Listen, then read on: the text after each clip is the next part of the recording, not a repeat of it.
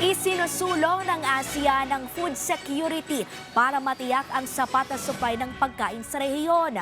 Isang pag-asang makatutulong sa mga negosyong patuloy na lumalaban. Yan ang sentrang balita ni J.M. Thompson. Sa Barangay Malinta, pilit pinapahaba ng magkapatid na Ann at Sel ang buhay ng kanilang munting karinderya kahit paminsan, sakto lang ang kanilang kinikita.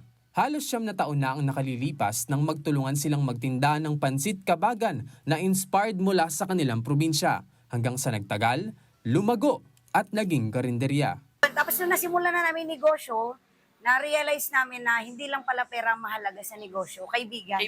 Hindi kami yung maman sa pera kasi dito, yung maman kami sa kaibigan. So doon kami nagtuloy-tuloy dahil sa dumami na yung kaibigan namin. And at the same time, natutulungan na rin po namin yung asawa namin para maibigay yung pangailangan ng anak namin. Minsan malaki ang kita, minsan sakto lang at minsan halos wala. Maraming putahing pagpipilian para mas marami ang kumain sa kanilang tindahan.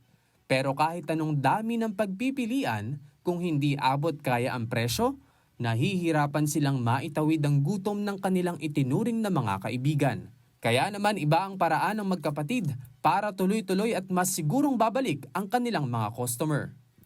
Kung gaano kataas na po yung tinaas ng mga ingredients namin, and then kung hanggang anong kaya po ng customer na presyo na kayang bayaran sa amin. Bakit po? Ano po ba yung priority namin? Quality at saka yung customer po. Sila po kasi yung bumubuhay sa amin. Pag walang customer, bagsak mo ang negosyo namin. Malaki nila ang epekto ng pagtaas ng presyo ng mga sangkap sa presyo ng bawat kanin at ulam na kanilang itinitinda. Kaya kapag tumaas ang presyo ng mga sangkap mula sa mga palengke, higit na mararamdaman ito ng kanilang mga customer. Food Secure Future. Yan ang isa sa mga prioridad ng Association of Southeast Asian Nations o ASEAN kung saan ang Pilipinas ay isa sa miyembro nito. Layo nitong bigyan ng seguridad ang supply ng pagkain sa bawat miyembro ng ASEAN sa gitna ng mga posibleng kalamidad na kaharapin nito.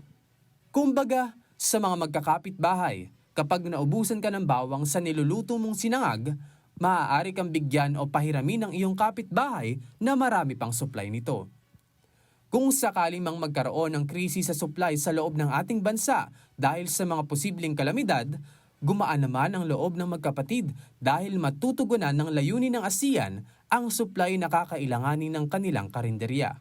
Sa gitna ng pabago-bagong sitwasyon ng bawat bansa sa buong mundo, pagtutulungan sa iisang layunin ng kailangan, lalo na kung kalamnan ng sikmura ang pag-uusapan. J.M. Thompson para sa Pambansang TV sa Bagong Pilipinas.